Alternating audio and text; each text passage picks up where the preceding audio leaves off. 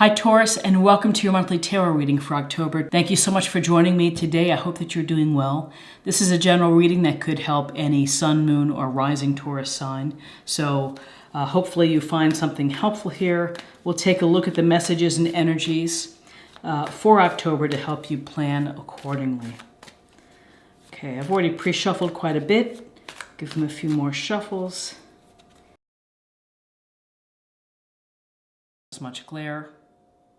So, reflection and non-judgment. I want to key in on non-judgment because somewhere along the line, many of us, we automatically judge, and it's hard to undo. I think it takes conscious thinking to look at someone for who they are and to leave out all of the extraneous information that you're getting or that you're inferring. To use non-judgment, to be open, to leave behind your bias.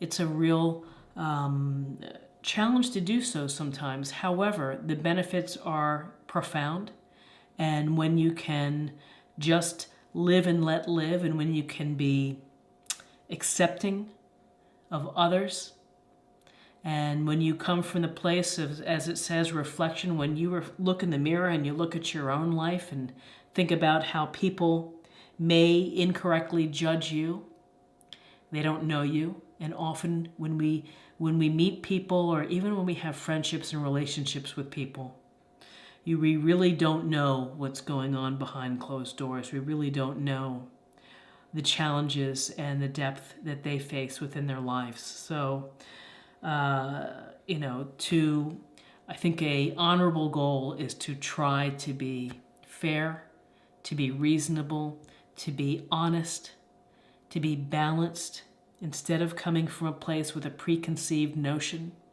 where you already have made up your mind without listening to someone speak or without listening at all, judging right off the bat from the hip. I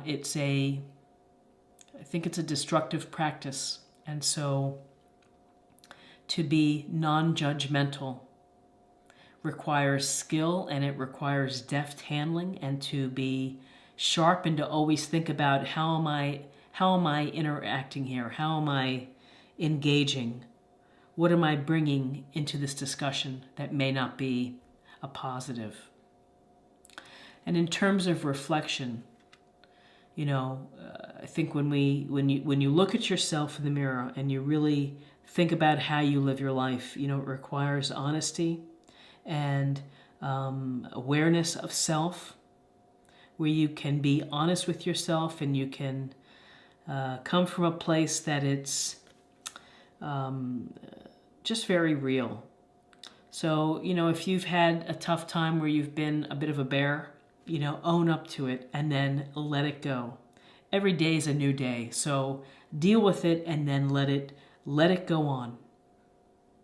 But the hope is to try to interact with people just at face value with what you see and how they talk to you and what they bring to the table. Open, honest communication. Being authentic, being real, being transparent in many ways. So it takes practice, I think, to do so, because of sometimes when you're brought up and things get into your head and you want to get them out of your head. So it takes time and energy and awareness to be able to do that, and awareness of how are you approaching this situation? What are you bringing to this discussion?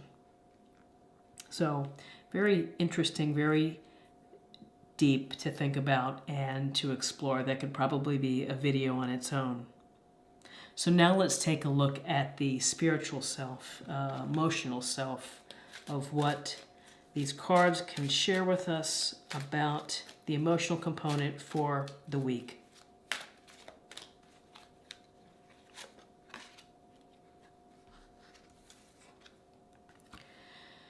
And it says, listen, You have to be willing to listen if you want to really understand someone. Now is not the time to be offering advice, but to be a compassionate listener. To listen fully and intently means to pay attention, not to just what's being said, but to what lies beneath the words.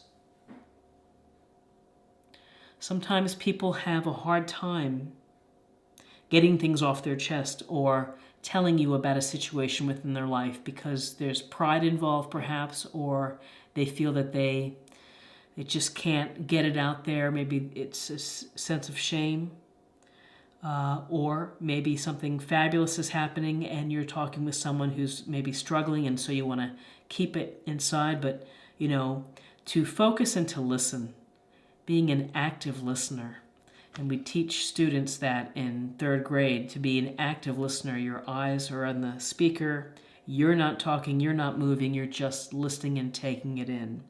It's a simple but highly effective, wonderful practice to do, which is to really listen to someone. And ultimately, that can be returned to you, where you can have the benefit of someone listening to you as well. So it's very powerful to be able to stop talking yourself and to take it in, whatever your companion or whoever's telling you something or sharing with you, experiences, anecdotes, hopes, dreams, to be quiet and to listen. There's a lot of power within this, and it certainly works in tandem with being non-judgmental and being open and receptive to discussions that are maybe challenging, discussions that may be joyous, discussions that may be emotionally draining. So listen. And let's take a look at the body for the week.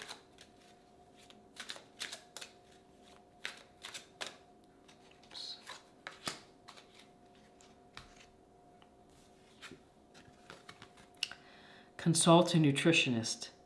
Okay, so this week I turn my eating over to you and ask you to guide me to foods and beverages that taste good, are fulfilling, and support my ideal health and weight. And if you are in a position where you can't afford a nutritionist, or you can't, have it covered from a health plan or what have you, there's so much information online with respect to with respect to healthy diets. And one of the best places to start is, like, the U.S. government has some incredible free publications about, for women in menopause, for women and people in general, really thick books that are very, very helpful, give you sample diet plans, give you the information behind why you need to eat certain foods.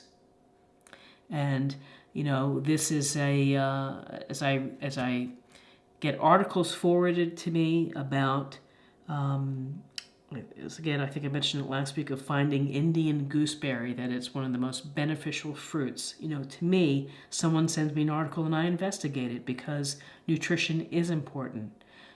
Whether it's finding medicinal mushrooms, you can get them in tablet form, or you could have a cup of mushrooms every day. They say that that's incredibly helpful to your immune system.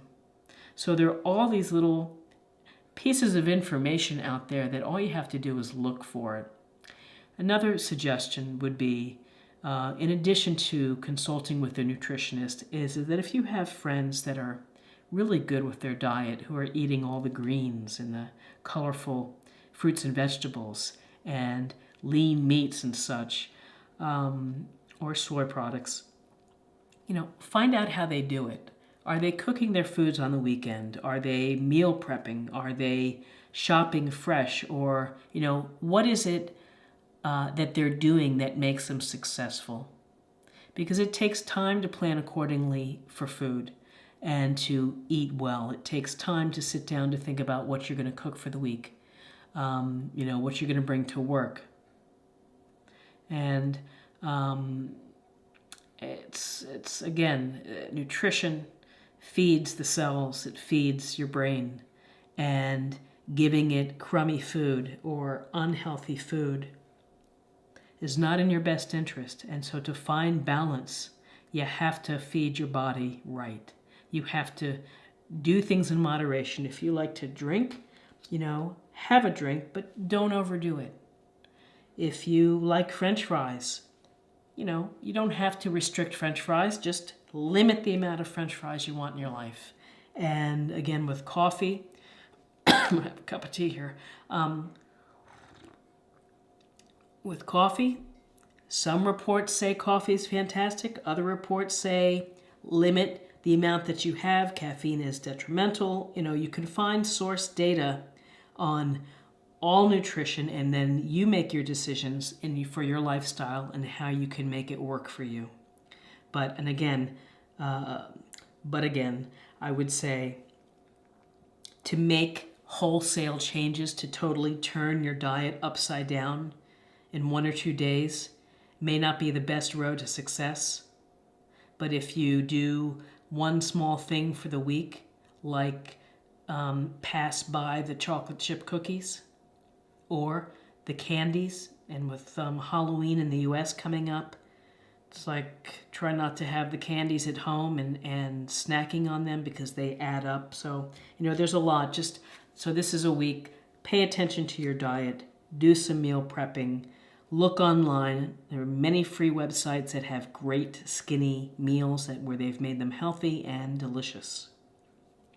So now I'd like to pull a card as a practice area in addition to practicing listening and thinking about your diet and reflecting and being non-judgmental.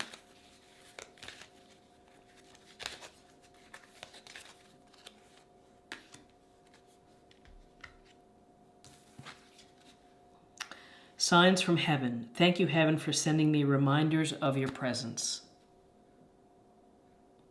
So maybe this is a nice reminder to remember someone who was past that had meaning in your life, that made you happy, and all it could take would be sitting down with a cup of coffee and thinking about a happy time or a pleasant memory, and taking that good feeling, that good, warm, nostalgic feeling, and bringing it to center.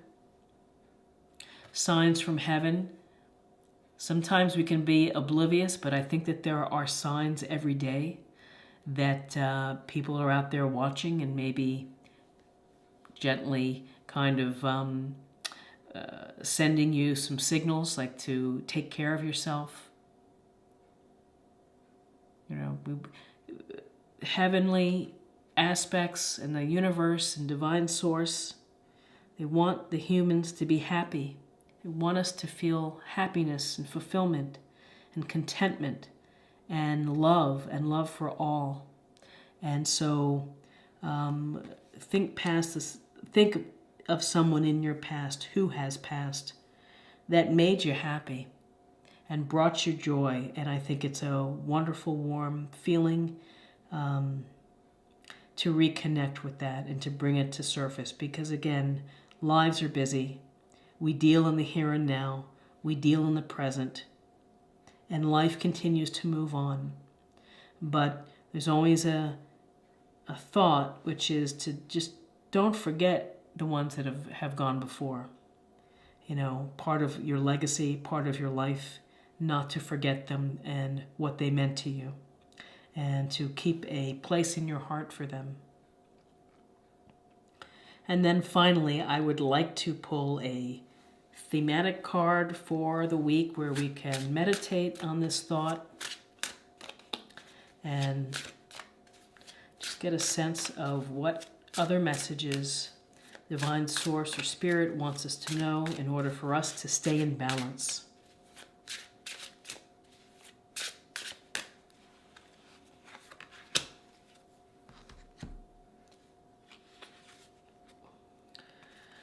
Perfection.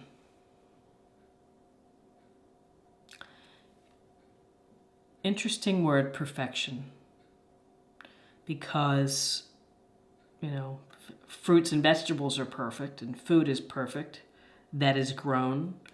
in the soil with your bare hands. And to me, that's pretty perfect.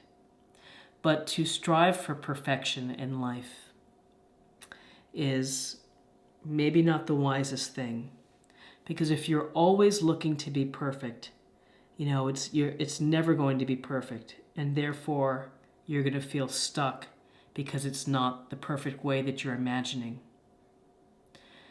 You have to let it go. You have to do your best, and you have to get things out. Get things out into the world. So if you are creative, if you make videos, if you write music, if you write books, there's no such thing as perfect, because perfect never ends. It's just the continuum of you keep working on it and working on it and working on it because it's not perfect. Well, you have to let that notion go. And so funny that this came up, because it was just in a conversation recently about perfection is the enemy of good. And so to seek perfection is something that can stifle your creativity and your progress, because you're never going to feel that it's good enough. And, you have to just do your best and then let it go. Put it out there and see what comes out of it. When we strive for perfection so much in our lives, it's exhausting, it's tiring, it's draining, because it's just chasing something that is impossible to really have. So just do your best. Another wonderful anecdote, just to share in terms of for the people who are the perfectionists out there. And it's about telling a friend that, you've gone back to school and you work a full-time job, and at night you're working until 2 a.m. to write the perfect paper. Now, whether you get the A or the C, you're still going to get your degree. You're still going to be able to get a job.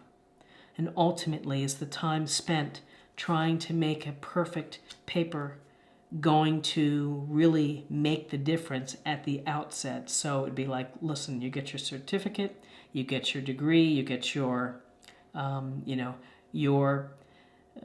exams. Do what you need to do to be able to move to the next step.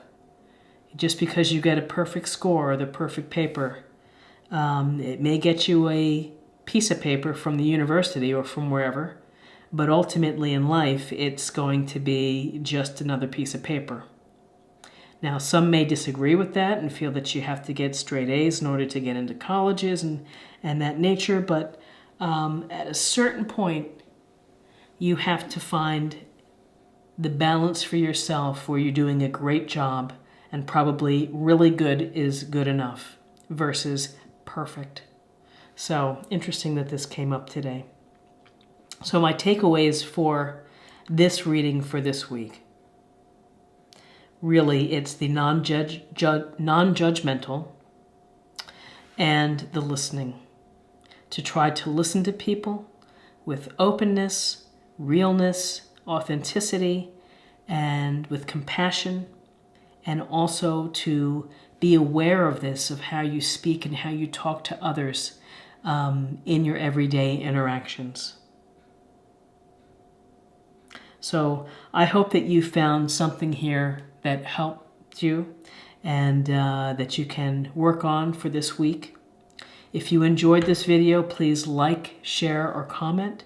If you're new to this channel and you like this style of reading, please subscribe and click on the bell notification so that you can have other types of readings just sent to you easily so that you don't miss anything. And it's a great way to show support for these free readings. So I hope to see you again next week for another weekly Oracle reading. Take care. Bye-bye.